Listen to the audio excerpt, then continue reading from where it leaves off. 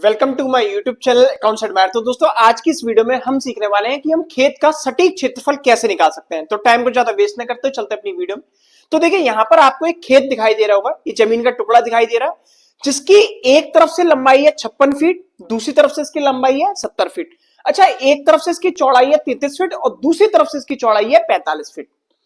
इसका मतलब ये हुआ जो ये हमारा चतुर्भुज है, ये कैसा चतुर्भुज है? विषम बाहु चतुर्भुज है, क्योंकि इसकी प्रत्येक भुजा असमान है। तो इस तरीके के जमीन में या इस तरीके के खेत का हम क्षेत्रफल 100% तक शुद्ध कैसे निकाल सकते हैं? तो आज हम जो सीखने वाले हैं इस जमीन का क्षेत्रफल निकालना, वो 3 तरीकों से सीखेंगे, जिसमें हमारा पहला तरीका है जो परंपरागत तरीका है, पुराना तरीका है, जिसमें सबसे ज्यादा गलतियां हो जाती हैं। अब वो तरीका क्या है, सबसे पहले हम उसको समझते हैं। तो देखिए यहां पर हम सबसे पहले इस जमीन का क्षेत्रफल निकालने के लिए लंबाई गुणा चौड़ाई तो नहीं कर पाएंगे, क्योंकि ये आयत नहीं है, ना ही ये वर्ग है। यहां पर हमें कुछ दूसरा तरीका अपनाना पड़ेगा, जो कि है हमारा पुराना तरीका। पहला तरीका है हमारा पुराना तरीका, जिससे हम क्षेत्रफल की माप अब तक करते आए और आज भी इसी तरीके से ही माप की जाती है, जो कि सही नहीं है, शुद्ध नहीं है। यहां पर हमारा क्षेत्रफल थोड़ा सा ज्यादा आ जाता है। ठीक है, कैसे करते हैं समझते हैं। तो देखिए सबसे पहले यहां पर हम क्या करेंगे, औसत लंबाई ले लेंगे। क्या ले लेंगे? इस जमीन की औसत लंबाई। अच्छा, औसत लंबाई कैसे लेंगे? एक तरफ से लंबाई है 56 फीट, सही है, और दूसरी तरफ से चौड़ाई है लंबाई है 70 फीट। 56 और 70 को जोड़ देंगे और भाग लगा देंगे 2 से, क्योंकि यहां पर हम औसत निकाल रहे हैं इस वाली लंबाई का, इस वाली लंबाई का। 56 और 70 ये हो गया 6, 7, 5, 12, ये हो जाए 126/2। भाग दे देते हैं, 2 से एक बार गया, 2 से 6 बार और 2 से 3 बार, ये हो जाएगा हमारा 63 फीट। सही है, मतलब हमारी इस जमीन की जो औसत लंबाई आई है वो आई है 63 फीट। अब इसी तरीके से हम औसत चौड़ाई निकाल लेते हैं। यहां पर हम लिख लेते हैं औसत चौड़ाई। अब औसत चौड़ाई के लिए क्या करना पड़ेगा, दोनों तरफ की चौड़ाई को हम जोड़ देंगे, यानी कि 33 प्लस 45 और भाग लगा देंगे 2 से। सही है, क्योंकि औसत दे रहे 33 और 45, 3, 5, 8, 3 और 4, 7, 78/2। भाग लगाते हैं 2 से, 2 से देखिए एक बार कट जाएगा, 2 तिया 6 और एक हासिल आ गया, 2 नाम 18, ये हो जाएगा 39 फीट। सही है, औसत लंबाई आई है 63 फीट और औसत चौड़ाई आई है 39 फीट। क्षेत्रफल निकाल लेते हैं अब इसका। तो यहां पर हम क्षेत्रफल निकालते हैं, इसलिए खेत या जमीन का औसत क्षेत्रफल। औसत क्षेत्रफल का फॉर्मूला क्या होगा, औसत लंबाई गुणा औसत चौड़ाई। यहां पर हम लिख लेंगे औसत लंबाई गुणा औसत चौड़ाई। भाई क्योंकि देखिए हमने औसत लंबाई निकाली है, औसत चौड़ाई निकाली है, तो जो हमारा क्षेत्रफल आएगा वो भी औसत ही क्षेत्रफल आएगा, एक्चुअल क्षेत्रफल नहीं आएगा, वास्तविक क्षेत्रफल नहीं आएगा। सही है, औसत लंबाई क्या है 63 फीट गुणा औसत चौड़ाई है 39 फीट।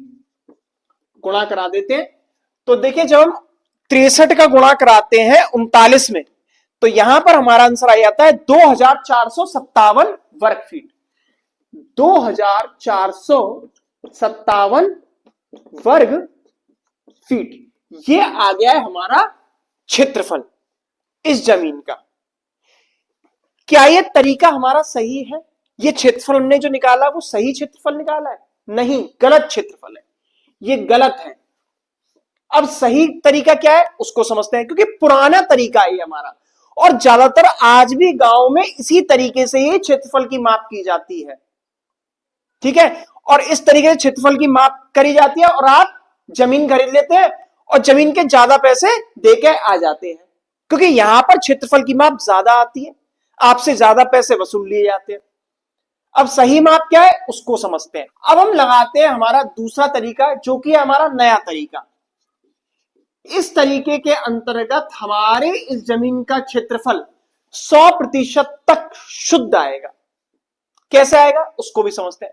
तो देखिए, उसके लिए हमें सबसे पहले इस जमीन की नेमिंग करनी पड़ेगी, इस जमीन का नामकरण करना पड़ेगा। कैसे करेंगे समझते हैं। तो यहां पर देखिए, इस कोने को हम नाम दे देते हैं ए, इसको बी, इसको सी, इसको डी, इसको ए बी सी और डी। सही है। अच्छा, यहां पर आपको एक चीज और समझनी पड़ेगी, इस जमीन में कोई भी शीर्ष यानी कि जो कोई भी कोना है वो गुनिया में नहीं है, ना ये है ना ये है ना ये है। केवल एक हमारा जो शीर्ष है यानी कि कोना है वो गुनिया में है। मतलब दो भुजाएं हैं, एक ए बी और ए डी, ये गुनिया में है। मतलब अगर आप गुनिया यहां पर रख देंगे तो फिक्स हो जाएगी, क्योंकि ये वाला त्रिभुज, ये जो एंगल बना रहा है, ये दो भुजाएं ये बना रही है 90 डिग्री का कोण। यहां पर ना ये बना रही ना ये, केवल एक बना रही है। सही है।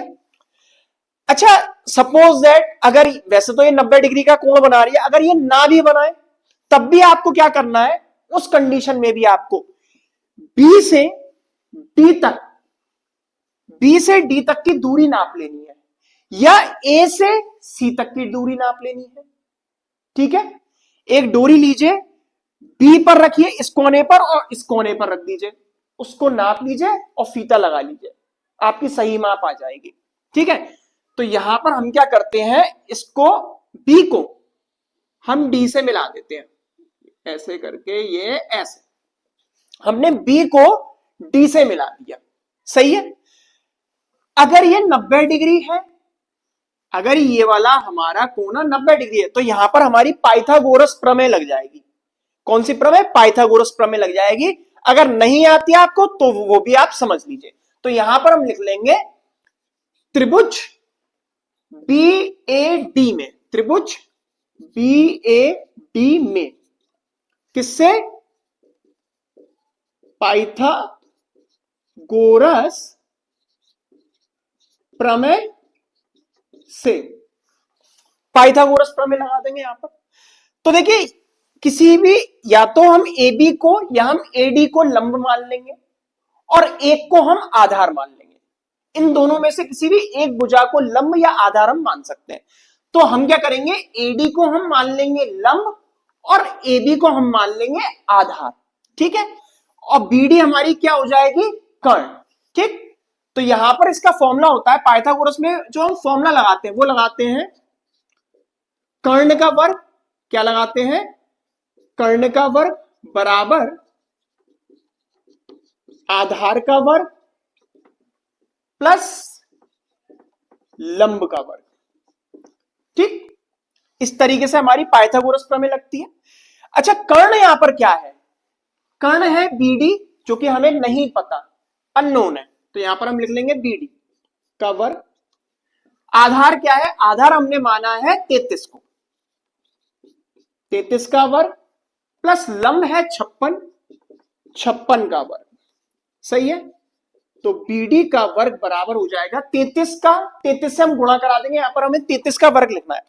तो 33 का गुणा जब हम 33 से कराते हैं तो यहां पर आ जाता है हमारा 1089 प्लस 56 का 56 से गुणा करा देंगे, 56 गुणा 56। तो यहां पर हमारा आंसर आ जाता है 3136, 3136। सही है। तो बीडी का वर्ग बराबर 1089 और 3136 को हम जोड़ देंगे, 1089 और 3136। तो यहां पर हमारा आंसर आ जाता है 4225, 4225। बीडी बराबर 4225 का वर्गमूल कर लेंगे। 4225 है आपके कैलकुलेटर में, आपको यहां पर इस वर्गमूल वाले चिन्ह को दबाना है, इस वाले को। इसको जैसे आप दबाएंगे तो यहां पर आपका आंसर आ जाएगा 65। तो यहां पर बीडी की माप आ जाती है 65 फीट। सही है। बीडी हमने निकाल लिया है 65 फीट। ठीक। यहां से यहां तक इसकी माप है 65 फीट। अब इसका क्षेत्रफल हम आसानी से निकाल सकते हैं दोनों त्रिभुजों का, क्योंकि दोनों त्रिभुजों में हमको क्या मिल गया? तीनों भुजाओं की माप मिल चुकी है। ठीक है। कैसे निकालेंगे उसको भी समझते हैं। तो यहां पर हम सबसे पहले त्रिभुज बी ए डी का क्षेत्रफल निकाल लेंगे। किसका क्षेत्रफल? त्रिभुज बी ए डी का। तो यहां पर हम लिख लेते हैं त्रिभुज बी ए डी का क्षेत्रफल। और त्रिभुज बी ए डी के क्षेत्रफल का फॉर्मूला हम क्या लगाएंगे? यहां पर क्षेत्रफल का फॉर्मूला लगाएंगे 1/2 गुणा आधार गुणा ऊंचाई। अब यहां पर यह फॉर्मूला क्यों लगा? क्योंकि जो ये हमारा त्रिभुज है बी ए डी, कैसा त्रिभुज है? समकोण त्रिभुज है। और समकोण त्रिभुज के क्षेत्रफल का फॉर्मूला होता है 1/2 गुणा आधार गुणा ऊंचाई।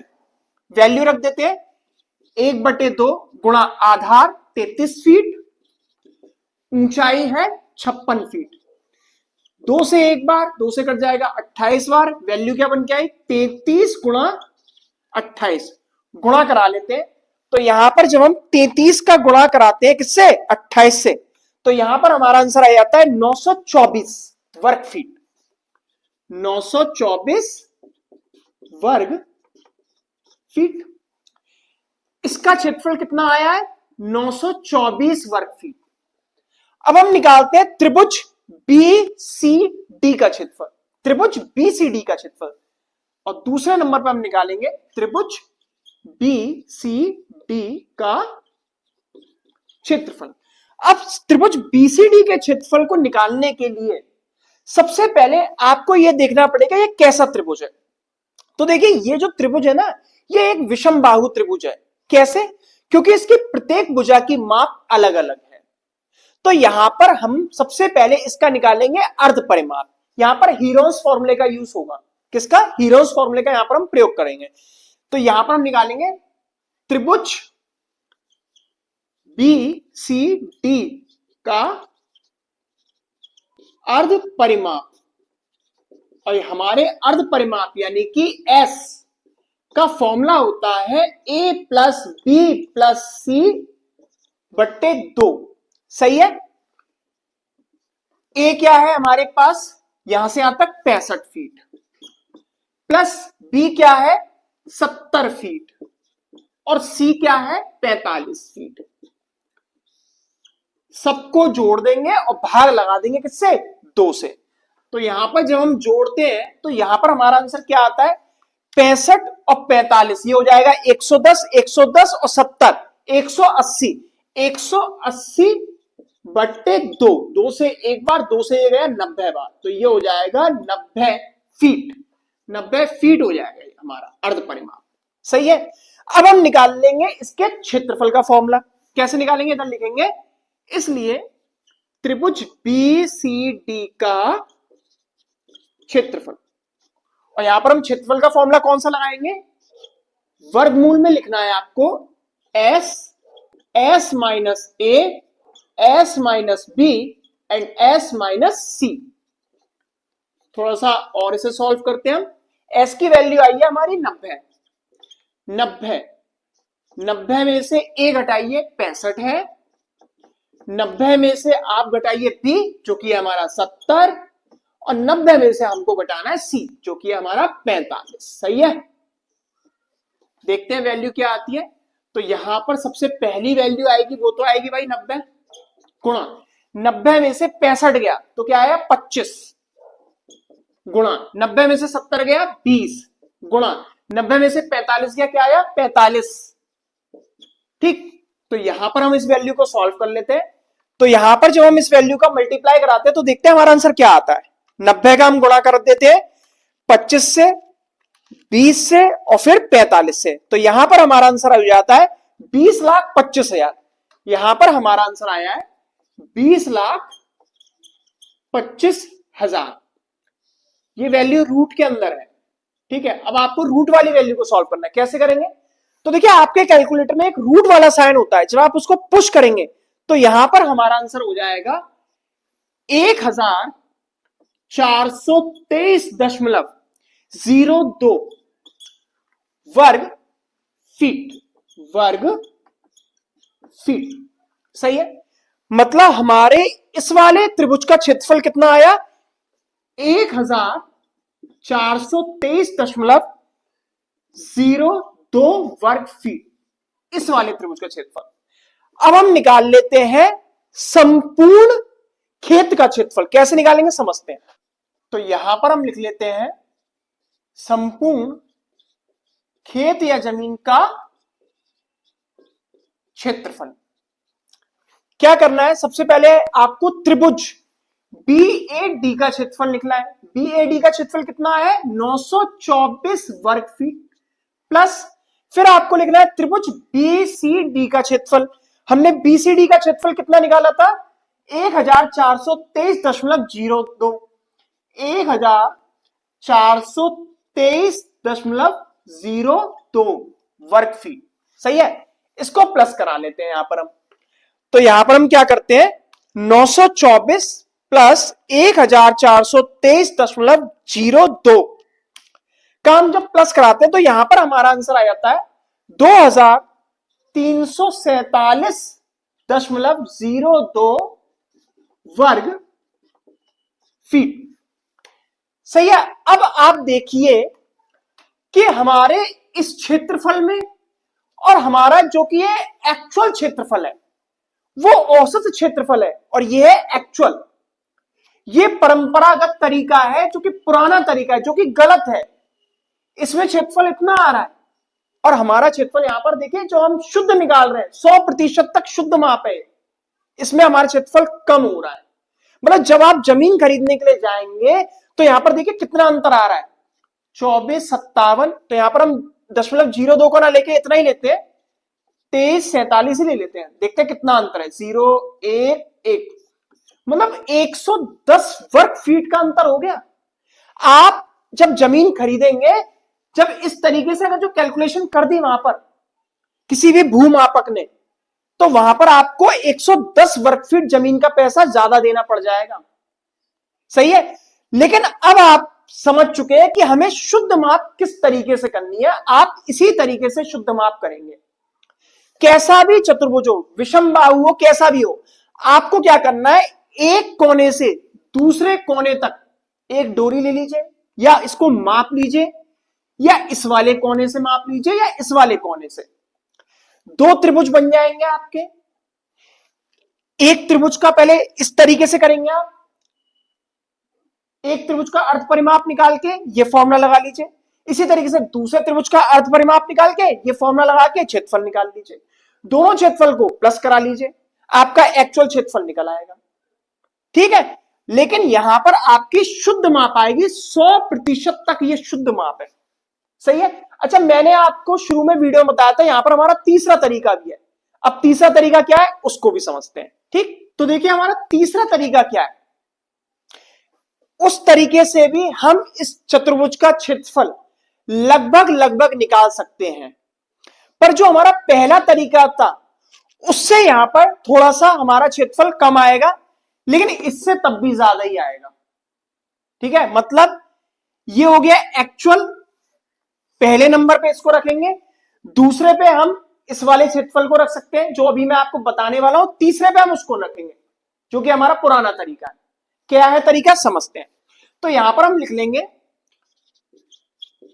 चतुर्भुज ABCD का क्षेत्रफल। क्या करना है, सबसे इजी है ये तो, रूट ले लीजिए। पहली भुजा 33 फीट गुणा 70 फीट गुणा 45 फीट और गुणा 56 फीट, सबका गुणा कर दीजिए और इनका वर्गमूल ले लीजिए, आपका आंसर आ जाएगा। कैसे समझते हैं। 33 गुणा 70 गुणा 45 गुणा 56, यहां पर हमारा आंसर आ रहा है 58,21,200, 58,21,200। और जब हम इस वाली वैल्यू को, मतलब इस वैल्यू के रूट को जब हम सॉल्व करते हैं तो यहां पर हमारा आंसर हो जाता है 2412.7163 7163 वर्ग फीट। अब आप कहेंगे सर ये तरीका कौन सा, ये हम पहली बार देख रहे हैं, नया तरीका। ये नया तरीका नहीं है, ये पुराना ही तरीका है। कैसे समझते हैं। तो देखिए अगर मान लीजिए कोई आयताकार जमीन है इस तरीके से, जिसकी लंबाई है 10 फुट और इसकी चौड़ाई है 5 फुट, सही है, ये आयताकार जमीन है, 10 फीट लंबाई है, 5 फीट चौड़ाई है, ये यहां से भी 10 होगा और ये यहां से 5 होगा, सही है। तो आप इसका क्षेत्रफल कैसे निकालते हैं? लंबाई गुणा चौड़ाई, लंबाई गुणा चौड़ाई करेंगे तो यहां पर हमारा क्षेत्रफल क्या आएगा? 50 वर्ग फीट। ये तो एक्चुअल तरीका मानेंगे ना आप कि आयत का क्षेत्रफल क्या होता है? लंबाई गुणा चौड़ाई, और ये आयत है, 10 यहां से है क्योंकि ये दोनों भुजाएं बराबर है, ये दोनों भुजाएं बराबर है, तो हम क्या लगाते हैं? लंबाई गुणा चौड़ाई, 10 गुणा 5, 50 वर्ग फीट। इसका आंसर आ रहा है हमारा 50 वर्ग फीट। इस तरीके में आप रख दीजिए इसको, सेम डिजिट को अगर हम रूट कर लें और यहां पर लिख लें 10 गुणा 5 गुणा 10 गुणा 5, देखते हैं हमारा आंसर क्या आएगा। 10 का 10 में गुणा करेंगे 100, 100 का गुणा कर दीजिए 5 में 500, 500 गुणा जब आप 5 में करेंगे तो क्या आएगा? 2500। और रूट में जब आप 2500 को सॉल्व करते हैं, 2500 का जब आप वर्गमूल लेंगे तो यहां पर हमारा आंसर आएगा 50 वर्ग फीट। अब बताइए ये तरीका क्या, ये तरीका नहीं है क्या? पहले नहीं कर चुके? कर चुके हैं। सेम तरीका ये भी। इसी तरीके से अगर हम वर्ग का क्षेत्रफल लें, सेम वर्ग का क्षेत्रफल क्या होता है? भुजा गुणा भुजा। वर्ग का क्षेत्रफल क्या होता है? भुजा गुणा भुजा।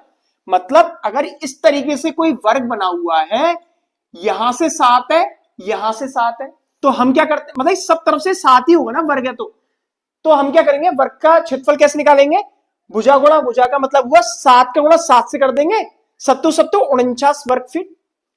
अगर हम इसमें रख दें 7 7 49 और 49 का गुणा 49 से कर दीजिए, तो यहां पर हमारा आंसर क्या आएगा? 2401। जब 2401 का वर्गमूल करेंगे तो वहां पर आएगा 49, सही है। मतलब वही तरीका ये भी, ये जो तीसरा तरीका है ये कोई अलग नहीं है, सेम तरीका, ठीक।